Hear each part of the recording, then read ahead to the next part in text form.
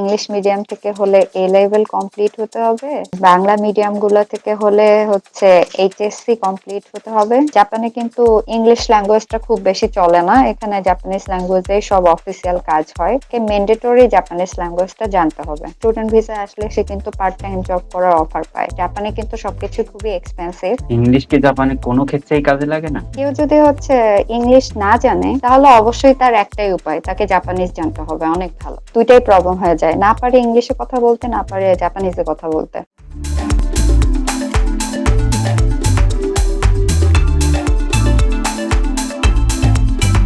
আসসালামু আলাইকুম ভাইয়া। জি আলহামদুলিল্লাহ ভালো আছি। কোন বিষয়গুলো নিয়ে কথা বলবো যদি আপনি একটু বলতেন? স্টুডেন্ট ভিসার ব্যাপারে কথা বলবো। যে একটা স্টুডেন্ট বাংলাদেশ থেকে কিভাবে জাপানে যাবে, মূলত আমরা সেই প্রসেস গুলো নিয়েই কথা বলবো। তো হ্যাঁ, প্রথমে আমরা কোন বিষয়টা নিয়ে কথা বলতে পারি, যেমন বা প্রথম স্টেপটা কি একজন স্টুডেন্ট যখন জাপানে যাইতে যাবে? ফার্স্ট অফ অল আমার মনে হয় একটা স্টুডেন্ট যখন জাপানে আসবে, প্রথমে তার ব্যাকগ্রাউন্ডটা কোন দিকে সে যেতে চায়, তার বেসিক লেভেলটা কত হওয়া উচিত, এইটা ক্লিয়ার থাকা উচিত। জাপানে যারা স্টুডেন্ট ভিসা আসে তাদের কমপক্ষে মানে রিকোয়ারমেন্ট যেটা থাকে সেটা হচ্ছে যে ইংলিশ মিডিয়াম থেকে হলে এ লেভেল কমপ্লিট হতে হবে, এন্ড বাংলা মিডিয়াম গুলো থেকে হলে হচ্ছে এইচএসসি কমপ্লিট হতে হবে। ম্যাট্রিকের পরেও তো অনেকে ডিপ্লোমা করে, সো তারাও কিন্তু আসতে পারবে। তারা হচ্ছে ডিপ্লোমা কমপ্লিট করা হলে তারপরে তারা অ্যাপ্লাই করতে পারবে স্টুডেন্ট ভিসা। মিনিমাম রিকোয়ারমেন্টটা হচ্ছে এ লেভেল কমপ্লিট হতে হবে, কিংবা ইন্টারমিডিয়েট পাস হইতে হবে, কিংবা হচ্ছে ডিপ্লোমা কমপ্লিট হইতে হবে। এন্ড তারপরে সিজিপিএ এর কথা যদি আসে তাহলে একটা স্টুডেন্টের সিজিপিএ কমপক্ষে 3 পয়েন্ট থাকতে হবে। এরপরে হচ্ছে যে এটা গেল স্টেপ 1। এন্ড তারপরে একটা স্টুডেন্ট যখন স্টুডেন্ট ভিসা অ্যাপ্লাই করবে, এরপরে যেটা হচ্ছে যে একটা স্টুডেন্টের অবশ্যই সে যদি জাপানে আসতে চায় তার ল্যাঙ্গুয়েজটা ক্লিয়ার থাকা উচিত। যেহেতু সে ইন্টারমিডিয়েটের পরে ডিসাইড করতেছে যে সে দেশের বাইরে চলে আসবে, জাপানে সে অ্যাপ্লাই করতেছে, সো তাকে অবশ্যই জাপানিজ ল্যাঙ্গুয়েজটা শিখতে হবে। কারণ হচ্ছে জাপানে কিন্তু ইংলিশ ল্যাঙ্গুয়েজটা খুব বেশি চলে না, এখানে জাপানিজ ল্যাঙ্গুয়েজে সব অফিসিয়াল কাজ হয়। একজনের যদি ইংলিশ ল্যাঙ্গুয়েজ থাকে জানা, এটা তার জন্য প্লাস পয়েন্ট, কিন্তু তাকে ম্যান্ডেটরি জাপানিজ ল্যাঙ্গুয়েজটা জানতে হবে। হ্যাঁ, সো তাকে অবশ্যই জাপানিজ ল্যাঙ্গুয়েজের উপরে একটা লেভেল পর্যন্ত, সার্টেন লেভেল পর্যন্ত স্টাডি করতে হবে। যদিও বেশিরভাগ স্টুডেন্টরা জাপানে আসেই হচ্ছে ল্যাঙ্গুয়েজ স্কুলের প্রোগ্রাম গুলাতে, তো এখানে এসেও তারা 2 বছর ল্যাঙ্গুয়েজের উপরে পড়াশোনা করবে। কিন্তু তারপর আমার রিকোয়েস্ট হচ্ছে যে স্টুডেন্ট যারা বাংলাদেশ থেকে জাপানে আসতে চায় তারা অবশ্যই N4 কিংবা N5 লেভেলটা কমপ্লিট করে আসবে, তাহলে তার জন্য হেল্প হবে। কারণ স্টুডেন্ট ভিসা আসলে সে কিন্তু পার্ট টাইম জব করার অফার পায়, তো সে যদি ল্যাঙ্গুয়েজটা জানে তাহলে কিন্তু সে জাপানে এসে সহজে একটা জবে, পার্ট টাইম জবে কাজ পেয়ে যাবে। পার্ট টাইম জবের জন্য ইংলিশের পাশাপাশি জাপানিজ ল্যাঙ্গুয়েজটা জানা দরকার। জাপানিজ লেভেল যেটা বললাম যে N4 পর্যন্ত যদি কমপ্লিট করে আসে তাহলে এটা তার জন্য অনেক ভালো ভালো কাজের অফার সে পাবে। আর N5 করে আসলে জাস্ট ইন জেনারেল বেসিক কনভারসেশনের জন্য যেটুকু হেল্প হয় এইটুকু হবে। কেউ যদি চায় যে সে পড়াশোনার পাশাপাশি একটু বেশি আর্ন করতে চায়, তার অবশ্যই N4টা ভালো মতো কমপ্লিট করে আসা। আর জাপানে কিন্তু সবকিছু খুবই এক্সপেন্সিভ, তো দেশে থেকে যে যত বেশি লেভেল পর্যন্ত পড়াশোনা করে আসতে পারবে, ল্যাঙ্গুয়েজের ডেভেলপমেন্টটা করে আসতে পারবে, তার জন্য জাপানে অল্প খরচে সে তাড়াতাড়ি তার লেভেল গুলা শেষ করে ফেলতে পারতেছে, সে পড়াশোনায়ও আগায় যাচ্ছে কিংবা চাকরিতেও আগায় যাচ্ছে। ইংলিশ কি জাপানে কোনো ক্ষেত্রেই কাজে লাগে না? অবশ্যই লাগে। যেসব জাপানিজ কোম্পানি গুলো আছে তারা হচ্ছে ইংলিশের পাশাপাশি ফার্স্টে তারা জাপানিজ ল্যাঙ্গুয়েজটা বেশি চায়। তারা চায়, জাপানিজরা ভাবে যে আমি ইংলিশ জানি না, ফরেনার যেই আসবে সে খুব ভালো লেভেলের ইংলিশ জানবে এন্ড তার সাথে সে খুব ভালো লেভেলের জাপানিজ জানবে, তাহলেই আমি তাকে অনেক ভালো স্যালারিতে তাকে আমার কাজে রাখবো। কারণ সে যেহেতু ইংলিশ জানে না, তাকে হেল্প করার জন্য অবশ্যই তাকে ইংলিশ জানতে হবে। তার পাশাপাশি তাকে জাপানিজ জানতে হবে, কারণ সে ইংলিশ জানে না, তাকে যেন জাপানিজে সেটা ট্রান্সলেট করে বলতে পারে। তো এর জন্য তারা দুইটাই চায়।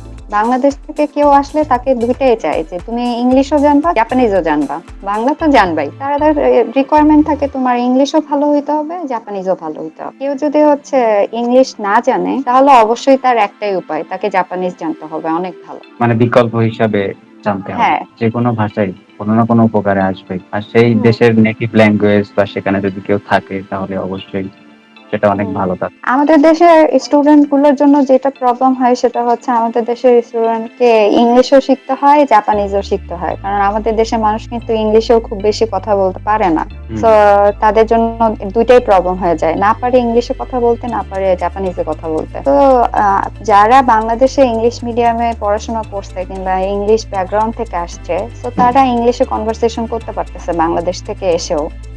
সো তাদের জন্য জাপানিজটা অত বেশি কষ্টদায়ক না হলেও যারা কিনা শুধুমাত্র বাংলায় কথা বলে, ইংলিশে পারে না, তাদের জন্য কিন্তু জাপানিজটা অবশ্যই শিখতে হবে, কারণ জাপানিজ ছাড়া তো সে জাপানে সার্ভাইভ করতে পারবে না। তো এটার জন্য খুবই ইম্পর্টেন্ট জাপানিজ ল্যাঙ্গুয়েজটা শেখা। একজন স্টুডেন্ট যখন জাপানে আসলে যাইতে চাবে, কোন কোন প্রবলেম গুলো সে ফেস করতে পারে এবং তার সমাধানটা কি? ইংলিশ ল্যাঙ্গুয়েজ প্র্যাকটিসটার সাথে সাথে জাপানিজ ল্যাঙ্গুয়েজটাও শিখতে হবে অনেক ভালো করে, কারণ তুমি যদি ভাষা জানো তাহলেই তুমি কি প্রবলেম হচ্ছে সেটার জন্য কোথায় হেল্প চাবা, তার সাথে কথা বললে তোমার কাজ হবে, সেটা তুমি কমিউনিকেট করতে পারবা। যদি তুমি ল্যাঙ্গুয়েজ না জানো, তুমি তো কাউকে বলতে পারছো না তোমার কি দরকার, তোমার কি প্রবলেম। সো একটা স্টুডেন্টকে প্রথমে ফ্যামিলি থেকে সাপোর্ট অনেক বেশি দরকার, কারণ আমাদের দেশে অনেকেই ভাবে কি যে জায়গা জমি বিক্রি করে দেশের বাইরে পাঠাই দিলাম পড়তে, ও অনেক টাকা আর্ন করে দেশে পাঠাবে আমাকে। হুম, স্টুডেন্ট যখন প্রথম দেশের বাইরে আসতেছে, সে তো আসলে আসার সাথে সাথে কাজ পেয়ে যাবে না, তাকে তো অবশ্যই আগে সেটার জন্য যোগ্য হইতে হবে, যোগ্যতা অর্জন করতে হবে। আর একটা ইন্টারমিডিয়েট পাশ করা ছেলে, আমাদের দেশের ছেলেরা কিংবা মেয়েরা, আমরা তো 18 বছরের পরের থেকেও কাজ করি না, আমরা তো হচ্ছে হুম, একেবারে গ্রাজুয়েশন শেষ করার পরে কাজে ঢুকি। তো হুম, আমরা কিন্তু আসলেই জানি না কিভাবে টাকা আর্ন করতে হয়, কিভাবে কষ্ট করতে হয়। কিন্তু দেশের বাইরে সবাই কিন্তু 18 বছর আগে থেকেই টুকটাক করে কাজ করতে করতে অভ্যাস হয়, 18 বছরের সময় থেকে তারা নিজেদের কাজ নিজেরাই করে, নিজেদের খরচ নিজেরাই বেয়ার করে, বাবা মার উপরে তারা ডিপেন্ডেবল থাকে না। তো আমাদের দেশের স্টুডেন্টরা যখন আসে দেশের বাইরে, তাদের এগুলোতে খুব প্রবলেম হয় যে তারা না পারতেছে দেশে টাকা পাঠাইতে প্যারেন্টসকে, না পারতেছে নিজের খরচ নিজে মেনটেন করতে। তো বাংলাদেশ থেকে যারা আসবে, আমার মনে হয় যে তাদের প্যারেন্টসদের আসলে মেন্টালি এইটা সাপোর্ট দেওয়া উচিত যে ঠিক আছে, তুমি আগে নিজের খরচটা নিজে ম্যানেজ করার চেষ্টা করো, দেশে এখনই টাকা পাঠানো নিয়ে চিন্তা করা লাগবে। কিংবা তাদেরও মেন্টালি এভাবে রেডি থাকতে হবে যে আচ্ছা, আমি জায়গা জমি বিক্রি করে ছেলেকে পাঠাই দিচ্ছি কিংবা মেয়েকে পাঠাই দিচ্ছি, যে আমার জন্য টাকা পাঠাই দিতে পারবে না, তার অ্যাটলিস্ট 4 বছর লাগবে পড়াশোনা করতে, এরপরে সে ভালো একটা চাকরিতে ঢুকলে দেন সে হচ্ছে আবার সেটা রিটার্ন করতে পারবে। আর একটা স্টুডেন্টকে অবশ্যই অনেক বেশি হার্ড ওয়ার্ক করতে হবে দেশে বাইরে আসলে, তাকে পড়াশোনাও করতে হবে, পার্ট টাইম জবও করতে হবে, দিন শেষে তাকে এই দুইটার ব্যালেন্স করতে হবে, আবার নিজের সব কাজ নিজেকেই করতে হবে, আদারওয়াইজ সে একটা প্রবলেমে পড়ে যাবে, কারণ এখানে কেউ কাউকে হেল্প করে দিবে না, এখানে যার যার কাজ তাকেই করতে হয়, এখানে কোনো কাজের মানুষ নাই, কিংবা হুম। কোনো খালা নাই যে খালা এসে রান্না করে দিয়ে গেল। হ্যাঁ, এইটাতেও প্রবলেম হয় স্টুডেন্টদের, অনেকেই দেখা যায় আরামায়েশ করে লাইফ লিড করছে, তারা যখন আসে তাদের এটা একটা প্রবলেম হয় যে তারা দেশে বাইরে এসে 2-1 মাস পরে মনে হয় যে আমি পারতেছি না, আমি ব্যাক করবো। আসলে কেন মানুষ জাপানে লেখাপড়া করতে যাবে? যেহেতু আপনি অলরেডি ওখানে আছেন, বিষয়গুলো অনেক উম জানেন জাপান সম্পর্কে, সেই ক্ষেত্রে আপনি কি বলবেন? যে আপনাদের পড়াশোনা করলে যেটা হচ্ছে, বাংলাদেশে যে টাকা খরচ করে পড়াশোনা করতেছে সেই হুম, অনুযায়ী বাংলাদেশে যেই স্যালারি পাচ্ছে, জাপানে তার থেকে বেশি আর্ন করতে পারবে, বেশি স্যালারি পাবে। জাপানের পড়াশোনা খুবই উন্নত, এখানকার টেকনোলজি অনেক বেশি উন্নত। তো এখানে যখন একটা স্টুডেন্ট আসবে, সে প্রথমে তো সে নিজে সেলফ ইন্ডিপেন্ডেন্ট হওয়া শিখবে, তারপরে সে হার্ড ওয়ার্ক করা শিখবে, নতুন নতুন টেকনোলজি গুলো জানতে পারবে, শিখতে পারবে, পড়তে পারবে। এখানে আসার পরে সে বিভিন্ন মাল্টি ন্যাশনাল কোম্পানি, মানে বাংলাদেশে যেসব কোম্পানিগুলো শুধু ড্রিম জব, হুম। সেগুলো জাপানে, মানে সেসব কোম্পানির হেডকোয়ার্টার গুলো হয়তো এখানেই আছে। খুব সহজেই দেখা যাচ্ছে গ্রাজুয়েশনের পরে তুমি ওই কোম্পানিটাতে অ্যাপ্লাই করতে পারতেছো। মানে এখানে জবের অপরচুনিটি অনেক বেশি, শুধুমাত্র ভাষা জানলেই দেখা যাচ্ছে অনেক বেশি জবের অপরচুনিটি আছে। এখানকার স্যালারি স্কেল অনেক বেশি হাই, এখানে লাইফ স্টাইল অনেক হাই, কেন আসবে না এখানে। দারুণ উত্তর দিছেন। এখন হুম, লেখাপড়ার বিষয়গুলো নিয়ে যে যদি আমরা কথা বলতে চাই যে একজন হুম, স্টুডেন্ট যখন জাপানে যাবে, সাধারণত কোন বিষয়গুলো নিয়ে সে লেখাপড়া করতে পারে? আমাদের বাংলাদেশের লেখাপড়া সম্পর্কে আমরা সবাই জানি মোটামুটি। কিন্তু ওখানে লেখাপড়ার ধরনটা আসলে কি? যেমন আমরা এখানে আর্টস এর কিছু সাবজেক্ট আছে, বিবিএ হুম, করা হুম। যায়, সায়েন্স এর কিছু সাবজেক্ট আছে। মানে ওখানে লেখাপড়ার ঠিক সিস্টেমটা কি? কিরকম? আচ্ছা, আর্টস, সায়েন্স, কমার্স ইত্যাদি? এখানে আর্টস সায়েন্স কমার্স বলে কথা না, ইন্টারমিডিয়েটে পরে তো আসলে আর্টস সায়েন্স কমার্স বলে কিছু থাকে না। ইন্টারমিডিয়েটে পরে ইউনিভার্সিটিতে তুমি কোন সাবজেক্টে তুমি আসলে কি হইতে চাও সেটার উপরে বেস করে তুমি হুম, তোমার সাবজেক্ট চুজ করো। এখানে যেটা হয় যে বাংলাদেশ থেকে একটা স্টুডেন্ট প্রথমে যখন ল্যাঙ্গুয়েজটা শিখবে, একটা এজেন্সির কন্টাক্টে সে অ্যাপ্লাই করবে জাপানে, প্রথমে একটা ল্যাঙ্গুয়েজ স্কুলে আসবে। এখানে আসার পরে সে 2 বছর ল্যাঙ্গুয়েজ স্কুলে পড়াশোনা করার পরে তার N3 কিংবা N2 পর্যন্ত কমপ্লিট হয়ে যাবে। এরপরে সে চাইলে ডিপ্লোমা স্কুলগুলো আছে যেখানে কিনা হচ্ছে 2 বছরে ডিপ্লোমা করা যায়, সেখানে বিভিন্ন সাবজেক্টে টেকনিক্যাল সাইড হোক, ট্যুরিজম সাইড হোক, মানে লাইক হোটেল ম্যানেজমেন্টের কাজ শেখা যায়, ফ্যাশন ডিজাইনিং করার কাজ, কিংবা হচ্ছে টেকনোলজি রিলেটেড যেসব সাবজেক্ট গুলো আছে সেগুলোতেও আপনি 2 বছরের একটা ডিপ্লোমা করতে পারেন। সেটাকে হচ্ছে জাপানে স্কুলগুলোর নাম আমি বলি। প্রথমে বাংলাদেশ থেকে আসার পর একটা স্টুডেন্ট হচ্ছে নিহঙ্গো গাক্কোতে পড়াশোনা করে। হ্যাঁ, সেটা নিহঙ্গো গাক্কোটা হচ্ছে জাপানিজ ল্যাঙ্গুয়েজ স্কুল, সেখানে সে 2 বছর পড়াশোনা করে। এরপরে স্কুলটা হচ্ছে সেনমন গাক্কো। সেনমন গাক্কো মানে হচ্ছে ডিপ্লোমা স্কুল। তো এখানে 2 বছর পড়াশোনা করা যায়। এন্ড তারপরে হচ্ছে দাইগাকুটা হচ্ছে ইউনিভার্সিটি। তো 2 বছর যদি তুমি ডিপ্লোমা করো তাহলে ইউনিভার্সিটিতে গিয়ে তোমাকে আর মাত্র 2 বছর পড়াশোনা করতে হবে, ওই সেম সেম সাবজেক্টেই যদি পড়ো। তাহলে ইউনিভার্সিটিতে গিয়ে তুমি আর 2 বছর পড়াশোনা করবে। আর কেউ যদি হচ্ছে নিহঙ্গ গাক্কো মানে ল্যাঙ্গুয়েজ স্কুলে পড়াশোনা শেষ করে ইউনিভার্সিটিতে অ্যাপ্লাই করে, তাহলে ওখানে তাকে 4 বছর পড়াশোনা করতে হবে। And এখানে অনেক রকমের সাবজেক্ট আছে, সব সাবজেক্ট অ্যাভেলেবল। যে স্টুডেন্ট তার চয়েস অনুযায়ী পড়াশোনা করতে পারবে, তার সব থেকে যেদিকে। ডিমান্ডেবল সাবজেক্ট কি ওখানে? এখানে সবচেয়ে বেশি আসলে ডিমান্ডেবল সাবজেক্ট বলতে আমি বলবো যে জাপানে যেরকম হচ্ছে গাড়ির সেক্টরে সবাই অনেক বেশি। অটোমোবাইলস হ্যাঁ, অটোমোবাইলস, যেটা মানে গাড়ি কোম্পানি গুলো তো এখানে অনেক বেশি ফেমাস। তো এখানে অনেক বেশি স্টুডেন্টরা অটোমোবাইলে পড়াশোনা করে। আর তারপরে টেকনিক্যাল সাইড গুলা বলতে হচ্ছে আইটি রিলেটেড যেসব সাবজেক্ট গুলো আছে সেগুলোতে সবাই পড়াশোনা করতে অনেক বেশি পছন্দ করে, আর এখানে জবের অপরচুনিটি অনেক বেশি থাকে। এখন বাংলাদেশ থেকে যারা যায় মূলত তারা কোন ধরনের বিষয়গুলো নিয়ে পড়তে তাদের জন্য ভালো হয় বা স্বাচ্ছন্দ্য বোধ করে? I think most of the student, বেশিরভাগ সবাই সায়েন্স ব্যাকগ্রাউন্ডে যারা থাকে তারা সবাই বেশি ট্রাই করা হচ্ছে ইঞ্জিনিয়ারিং সাইড গুলাতে যাইতে। আর যারা হচ্ছে গিয়ে বিবিএ সাইড থেকে আসে তারা তো বিবিএ এমবিএ করে। হ্যাঁ, তো এটা আলাদা। আর যারা আর্টস ব্যাকগ্রাউন্ড থেকে আসে হোটেল ম্যানেজমেন্টে পড়াশোনা করতে পছন্দ করে কিংবা ফ্যাশন ডিজাইনিং এ পড়াশোনা করতে পছন্দ করে, এগুলো আর কি বেশি পপুলার। এক কথায় পছন্দের সাবজেক্টটা সে পাবে আর কি। এন্ড জবও মানে শিওর থাকো যে তুমি গ্রাজুয়েশন শেষ করলে তুমি আসলে জব পেয়ে যাচ্ছ, তোমার কোনো চিন্তা নাই। অনেক সময় দেখা যায় এখানে জব ফেয়ার হয় যে মানে পড়াশোনা লাস্ট লাস্ট সেমিস্টারের সময় দেখা যায় বিভিন্ন কোম্পানি থেকে এসে তোমার ইন্টারভিউ নিচ্ছে তোমার স্কুলগুলোতে এসে। হ্যাঁ, মানে ভালো ভালো স্কুলগুলোতে পড়াশোনা করলে দেখা যায় স্কুলগুলো ইউনিভার্সিটি গুলোতে অটোমেটিক্যালি অন্যান্য বিভিন্ন বড় বড় কোম্পানির নিজেরা এসে নিয়ে যাচ্ছে, নিজেরা এসে তোমার ইন্টারভিউ নিচ্ছে যে ঠিক আছে তোমার আর 4 মাস পরে গ্রাজুয়েশন শেষ হয়ে যাবে, 4 মাস পরে তুমি আমাদের এখানে ইন্টার্নি করো, তুমি আমাদের এখানে জব করো, তোমাকে ফুল টাইম জব দিব। ওখানে হ্যাঁ, সাধারণত ডিপ্লোমা যারা করে ওটার কি আপনার মিনিমাম কি 2 বছর লিমিট, মানে ডিউরেশনটা কি 2 বছরের থাকে? ডিপ্লোমা 2 বছর। যে মানে এরকম ছোটখাটো কোর্স হইলে বা ডিপ্লোমা হইলে এরকম 2 বছর। জাপানের যারা অরিজিনাল স্টুডেন্ট তারা সাধারণত কোন বিষয়গুলো পড়ে আপনার কি মনে হয়? সবচেয়ে মজার বিষয় হচ্ছে জাপানের স্টুডেন্টরা কলেজ শেষ করার পরে, মানে আমাদের বাংলাদেশের হিসাবে কলেজ শেষ করার পরে তারা কখনো ইউনিভার্সিটিতে খুব বেশি মানুষ পড়াশোনা করে না, তার আগে তারা ফুল টাইম জবে ঢুকে যায়। কারণ তারা স্কুলে থাকতে, তারা যখন 9-10-এ পড়ে কিংবা হচ্ছে 7-8-এ পড়ে, মানে 18 বছর হয়ে গেছে, তখন থেকে তো তারা আসলে পার্ট টাইম জব করে, তো তাদের জব এক্সপিরিয়েন্স অনেক হয়ে যায়। তো তাদের আসলে ইউনিভার্সিটিতে আর পড়া লাগে না, তারা ওই এক্সপিরিয়েন্স এর উপরে ডিপেন্ড করে ফুল টাইম জবে ঢুকে যায়। তো দেশের বাইরে থেকে যারা আছে তারাই বেশিরভাগ ইউনিভার্সিটি গুলোতে পড়ে। পড়াশোনা তো এটাই। আর আমি যেটা বলতেছিলাম স্টুডেন্ট ভিসার প্রসেস গুলা ফার্স্ট অফ অল হচ্ছে লেভেল চেক করতে হবে, দেন হচ্ছে ল্যাঙ্গুয়েজ এর জন্য এই যে জেএলপিটি এক্সাম অ্যাটেন্ড করা কিংবা জেএলপিটি ল্যাঙ্গুয়েজ স্কুলগুলাতে হচ্ছে বাংলাদেশে অনেকগুলা ল্যাঙ্গুয়েজ পাওয়া যায়, স্কুলে কোচিং করায় আর কি, কোচিং টাইপের থাকে যে ল্যাঙ্গুয়েজ শেখায়। তো ওই একাডেমি গুলাতে হচ্ছে এই ল্যাঙ্গুয়েজটা শেখা, জেএলপিটি এক্সাম দেয়া। তারপরে হচ্ছে জিএলপিটি এক্সামের রেজাল্ট আসলে পরে ওই সার্টিফিকেটটা সহ আপনি একটা এজেন্সির মাধ্যমে কন্ট্যাক্ট করতে পারেন। মানে জাপানের স্কুলগুলোর সাথে বাংলাদেশ বিভিন্ন এজেন্সি লিংক আছে, যে তারা দেখা যায় যে কন্ট্যাক্ট করা আর কি। তো এজেন্সি গুলোর মাধ্যমে দেখা যায় আপনি জাপানের এই ল্যাঙ্গুয়েজ স্কুলগুলোতে স্টুডেন্ট গুলা চলে আসতে পারতেছে। প্রতিটা সেশনে অনেক স্টুডেন্ট আসে জাপানে।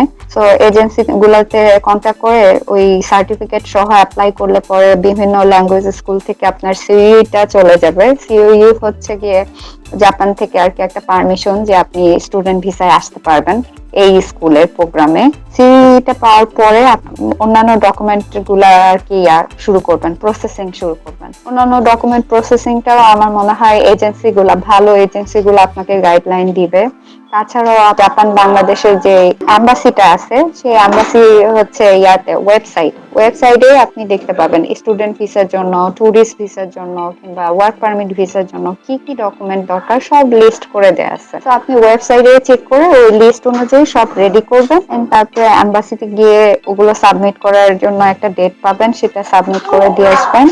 আর স্টুডেন্টদের ল্যাঙ্গুয়েজ স্কুল থেকে সিই পাওয়ার জন্য এজেন্সির মাধ্যমে একটা ওরাল টেস্ট হয়, ভিডিও কলে একটা এক্সাম নেয়। সো ওটার জন্য এই যে N4 কিংবা N5 এর পড়াশোনাটা খুবই ইম্পর্টেন্ট, কারণ ল্যাঙ্গুয়েজ স্কুলগুলো একটা স্টুডেন্টকে জাপানিজ ল্যাঙ্গুয়েজে পরীক্ষা নিবে যে আপনি কতটুকু ল্যাঙ্গুয়েজে কথা বলতে পারেন। সেটার উপরে ডিপেন্ড করে আপনাকে হচ্ছে জাপানের স্কুলগুলা দিবে, স্পন্সর করবে আর কি। এই যে যত প্রসেস আছে, প্রসেস গুলো একটা সময় এবং তার একটা অ্যামাউন্ট যেটা হয়, আপনার যেটা মনে হয় এটা সম্পর্কে একটু ধারণা দিবেন। বেশিরভাগ স্টুডেন্টদের কাছ থেকে এটাই শুনেছি, সেটা হচ্ছে যে জাপানের এই যে ল্যাঙ্গুয়েজ স্কুলগুলা হচ্ছে যখন আপনাকে স্পন্সর করবে তখন ওরা প্রথম সেমিস্টারের মানে পুরো 1 বছরের ওরা একটা পেমেন্ট অ্যাডভান্স নিয়ে নেয়। তো এজেন্সির সাথে কন্ট্যাক্ট করে আসলে এজেন্সির তো একটা কস্ট থাকেই, সব মিলাই হচ্ছে একটা স্টুডেন্টের অ্যাটলিস্ট 15 লাখ টাকার মতো চলে যায়। হ্যাঁ, 10 থেকে 15 লাখ টাকার মতো লাগে জাপানে স্টুডেন্ট ভিসায় আসার জন্য। আর এমনিতে এমবাসিতে হচ্ছে কোনো নাই, খরচ নাই। আর ব্যাংকে হচ্ছে কি টাকা দেখানো লাগে? ব্যাংকে ওটা অবশ্যই টাকা দেখাতে হবে। এই কত তো অ্যামাউন্ট? এটাই বললাম, এই যে 15 লাখের মতো একটা এস্টিমেট দেখাইতে হবে আপনাকে। 15 লাখ দেখাইতে হবে, কিন্তু তার যাওয়া আসা বাবদ বা চাওয়া বাবদ আর আদার্স যে খরচগুলো, এটা কেমন আসবে? নাকি এটা 15 লক্ষ টাকার ভিতরে? এটা 15 লাখ টাকার মধ্যে। এটা করার পরে আপনি হচ্ছে এই যে এমবাসিতে পেপার সাবমিট করে দেওয়ার পর আপনাকে মিনিমাম ধরে রাখতে হবে যে একটা স্টুডেন্ট আসলে যখন জাপানে আসতে যাবে তাকে অবশ্যই 1 বছরের সময় হাতে নিয়ে প্রিপারেশন নিতে হবে, যে সে 1 বছরের মধ্যে ল্যাঙ্গুয়েজটা শিখবে, 1 বছরের মধ্যে সে জাপানের ল্যাঙ্গুয়েজ স্কুলে কন্ট্যাক্ট করবে, ইন্টারভিউ দিবে, এমবাসিতে ইন্টারভিউ ফেস করবে, এন্ড এমবাসি থেকে একটা পজিটিভ রেজাল্ট পাওয়ার পরে 1 বছরের মধ্যে তার একটা জাপানিজ ভিসা চলে আসবে। তারপরে সে 1 বছরের মধ্যে হয়তো জাপানে চলে আসতে পারবে ইনশাল্লাহ। ভিসা চলে আসলে এরপর আপনি এজেন্সির মাধ্যমে হোক কিংবা যেভাবে হোক আপনি ডিরেক্টলিও টিকিট কেটে চলে আসবেন। জাপানে চলে আসার পরে দেখা যাবে জাপানের স্কুলগুলোর টিচাররাই ফুল রেসপন্সিবিলিটি নেয় আপনাকে নতুন স্কুলে নিয়ে যাওয়া। হ্যাঁ, সো স্টেশনেই দেখা যাবে, এয়ারপোর্টেই দেখা যাবে টিচার চলে আসছে কিংবা টিচারের একটা টিম চলে আসছে স্কুলের থেকে স্টুডেন্টকে নেওয়ার জন্য। এন্ড তারা তো আসলে জাস্ট একজন স্টুডেন্টকে নিতে আসে না, তাদের দেখা যায় একসাথে একটা স্টুডেন্টের টিম আসে। তো অনেকগুলো স্টুডেন্ট একসাথে তারা নিয়ে যাচ্ছে তাদের স্কুলে, তারা তারপরে দেখা যাচ্ছে তাদের যতদিন পর্যন্ত তারা নিজেদের ব্যবস্থা না করতে পারতেছে, তারা একটা স্কুলের হচ্ছে ডরমিটরিতে থাকার ব্যবস্থা করে দেয়। সো এরপরে কাজেরও ব্যবস্থা করে দেয়, যে যতটুকু ল্যাঙ্গুয়েজ জানে ল্যাঙ্গুয়েজের উপরে ডিপেন্ড করে তার পার্ট টাইম জবেরও ব্যবস্থা করে দেয়। তো এটাই আসলে কমিউনিকেশনের ব্যাপার, যে তোমাকে ওই ল্যাঙ্গুয়েজ স্কুলে টিচারদের সাথে কমিউনিকেশন করে তাদেরকে বুঝাইতে হবে তোমার কি দরকার। জাপানের মানুষেরা অনেক হেল্পফুল, সো তারা সবসময় রেডি থাকে কাকে কিভাবে হেল্প করতে হবে। সেটা হচ্ছে যারা স্টুডেন্ট ওখানে যাবে, মেজর একটা ব্যাপার থাকে, সেটা হচ্ছে থাকা খাওয়া। তো এই ব্যাপারটা কিভাবে হয়?